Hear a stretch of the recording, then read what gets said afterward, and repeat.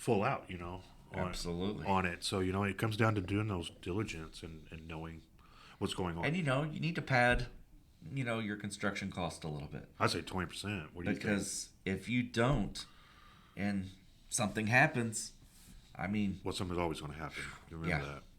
You're going to pull a wall out, and there's going to be Termites or black mold. Black mold. Yeah, black mold is one of the biggest things you see, which isn't bad. You can get rid of it, but it's just You know what they say? Mold's gold.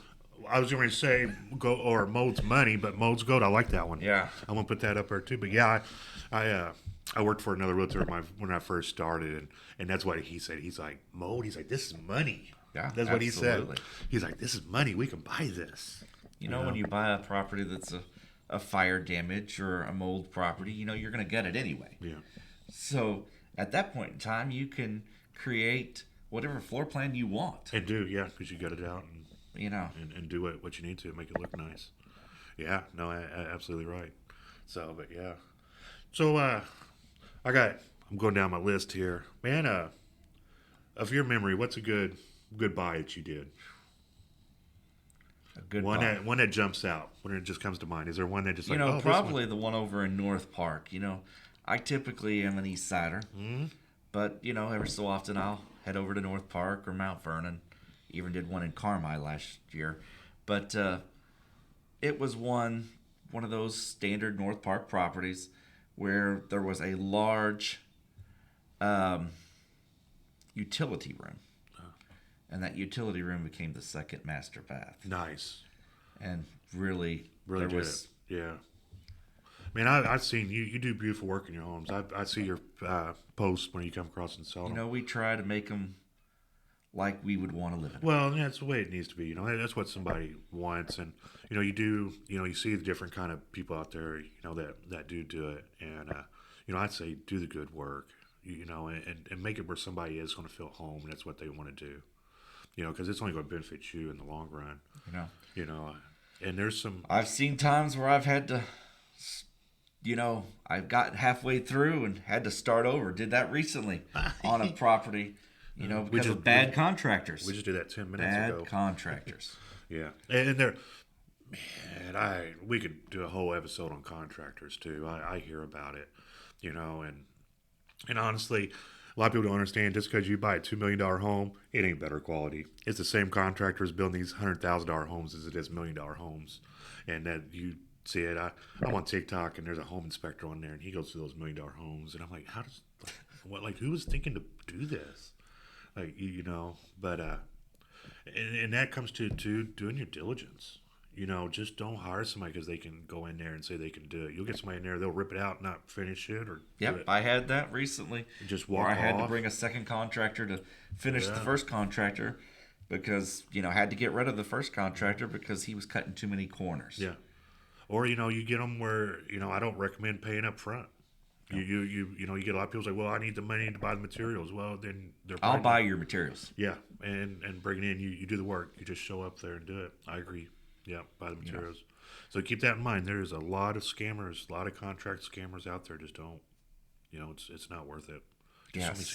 Another scam just happened. I didn't get scammed. They stopped it, but it was through the title company. So I closed on a property last week, and they had a phone call from a foreign guy saying that he was my seller and told him to change the routing number. Uh-oh. The title company called it. They're like, wait, what? And they called me up to like, man, do you know this guy? Have you actually seen him? I was like, yeah, the seller lives here in town. I was like, I've been over his house. I was like, I've done it, so I actually know. Yeah. They're like, well, this guy called up, and I was like, how do they catch that? And you all might not know, but Gmail and all that is not secure at all. And they'd say what they do is these hackers have access to this, and they got some kind of software that kicks keywords out, like bank wire, transfer, and she said that's probably how they got it, was they were in his account because he had a Yahoo account. You just got to be very careful. It's just so many Call scammers. And confirm for those wiring instructions. Well, it says on it, whenever we get it now, I know with Hometown, that it says you have to call before you send the bank wire to verify it. So, it's just, if you're trying to be in real estate, just do your diligence. And another thing, make sure that the bank types them correctly. Oh, yeah, I didn't. I had a seller, purchaser actually, buying a property, went to the local bank, gave them the instructions. They confirmed all the instructions, and they typed the number incorrectly. Oh, At least it was going from local bank to local right. bank. They were able a week later to get it taken care of, but that could have been, But still, yeah. yeah. Could have sealed the deal for that. And it was good that the account holder that the money went into is like, hey, this money's not mine. Right. So, Yeah, because a lot of times you don't get that. You hear in the bank where people get wrong money, they'll pull all the money out. Yeah, They'll just pull it absolutely. out. I mean, you were liable for it. That's theft. The money wasn't yours just because it was deposited in your bank account doesn't mean you get to keep it. so I mean, every time I do a wire, I sit there and have them printed out, and I confirm those numbers. You need to, and that just come down to doing that diligence. And I think that also comes to with 20 years of experience. But I've been in the business so long, I remember bringing cashier's checks. Yeah, to do it. Yeah. I always let the guys, man, I show some of these houses, and I get some of them, that's from out of town, out of country. Yeah. And they're like, can I just bring you cash? Like, no. like I got them like, I want to show them the house. And they're like, can I just bring you cash? And if we want it, we just do the deal there. I'm like, no. I was like, we can't do that. I was like, we got to do it properly. But yeah, it's, the cashier's check or just bring me some I've $100 had to bills. walk people through how to open a bank account. And do the bank wire. Yeah, absolutely. Well, by law, anything over $10,000 you sell, you got to do a bank wire. That's federal. So y'all keep that in mind. You can't bring cash to the table unless it's under $10,000. There's some states that allow. Yeah, you can. Yeah. Right. So Kentucky is one of them. nice. I grew up in Kentucky, so that's my Yeah, That's they my do stuff. things a little bit different. Yeah, man, I grew up on a tobacco farm, and people don't know what it is Oh, to my raise goodness. tobacco. Man, that is some of the hardest work you ever do in your life. But I've been in the real estate business so long, I've seen so many different changes. Yeah. We're getting ready to come up on another group of changes here. Man, and I wonder how, we don't have to really get into that, but you talk about the buyers The buyer's versus agency agreement. and honestly, I feel it'll be just where I send out paperwork. It's going to turn into it is what it is. You got to sign it, and you might argue. But I believe it's going to be the wild, wild west. Oh, dude, there's going to be so many fights, and it ain't just going to be, with them. It's going to be with the agents because I feel so. It's another deal I had, and it actually panned out. And I feel this is what's going to happen. Was last week I went into a closing, and the buyer. So I had the buyer pay half my commission, and the seller pay half, right? Because I brought the deal to both of them. Yeah. Buyer comes to where we're at sitting at the closing table. Seller comes in. He's like, "I'm not paying your commission." At that moment, we're at closing at the table, so. I was a little unprofessional. It is what it is. I feel like I was over $1,000. I was really upset. But I think that's what we're going to run into more of. Is you're going to run into it, and they're like, I'm not going to pay it. I had a seller yesterday call. We're negotiating a contract, and he's like, I heard on the radio or television or whatever that I don't have to pay a commission anymore. No. Yeah. He said, so if we deduct that off that offer price, we'll be good. Yeah. No, that's not how it works. How are you going to? Who's going to sell your house for free? Unless you want to do it for sale by owner. Those for sale by owner signs, they've been recalled. Yeah. You get less for your properity. It sits And people on the don't- market longer. And there is, and thing is that whenever you have an agent, they negotiate for you. They go to the Absolutely. bat and they get you the highest price.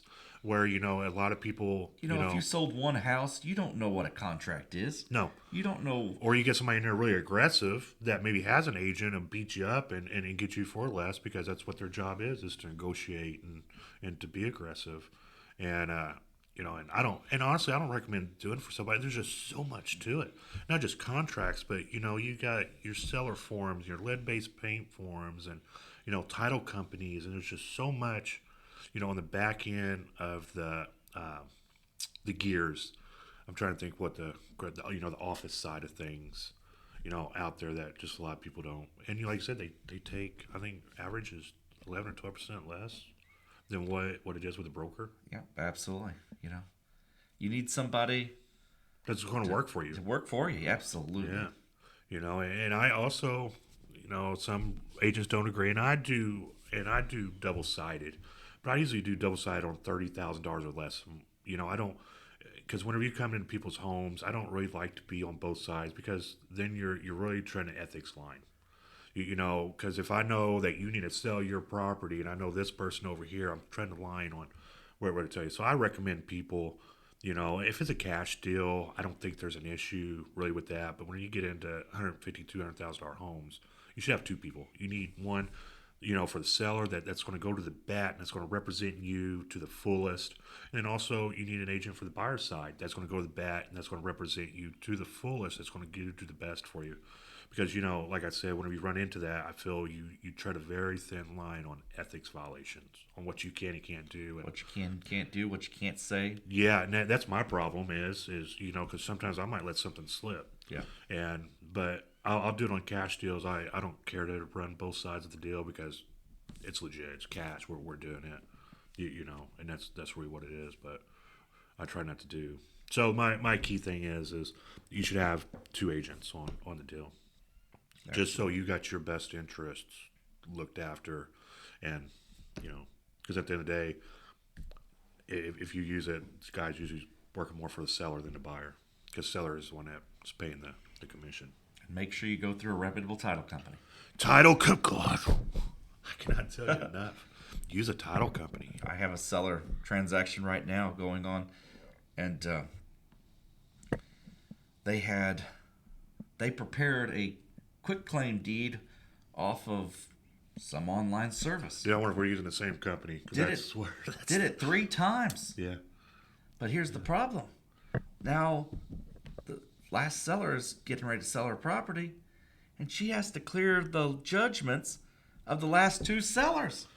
Well, the one that I have that I told you didn't use a title company, I got 2 sellers ago from 2017, and he's going to have to deal with that for we to close on.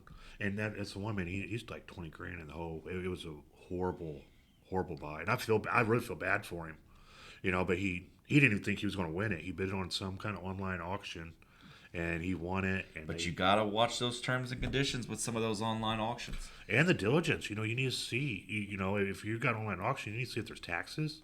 Because he had to pay. There's reputable companies that you know and trust, but then there's a lot of companies that will put in their terms and conditions that you're basically doing everything. That's why it is with that auction company. They just gotta be careful. They took what was bidded on it, and everything else was on him. Yeah, be careful. Yeah, that's it. You just gotta be careful in real estate. Due diligence. So, do you have any creative financing ideas for people? Not really. Yeah. I don't really try to throw out too much creative financing. I know we got one guy in the investment group, dude. He's like a creative financing. Oh, absolutely. Dude, like it's just amazing the deals that he can put together, and I don't think that way.